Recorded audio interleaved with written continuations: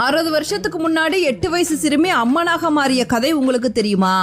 1956ஆம் ஆண்டு லலிதா அப்படிங்கிற 8 வயசு சிறுமி காரைக்குடிக்கு அருகில் இருக்க மீனாட்சிபுரத்துக்கு உடல் முழுவதும் அம்மையோட வந்திருக்கா.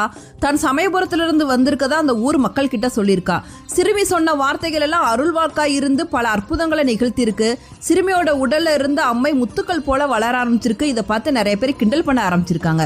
ஒரு நாள் தன்னை கிண்டல் பண்ணவரை பார்த்து, உங்க வீட்டு கிணத்தடியில தக்காளி செடி இருக்கு, அதுல தக்காளி பழம் முளைச்சிருக்கு, அதை கொண்டு வா அப்படின்னு சொல்லியிருக்கா.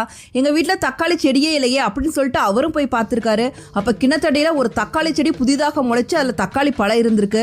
அதை கொண்டு வந்து அந்த தெய்வ சிறுமி கிட்ட கொடுத்து ஆசீர்வாதம் வாங்கியிருக்காரு.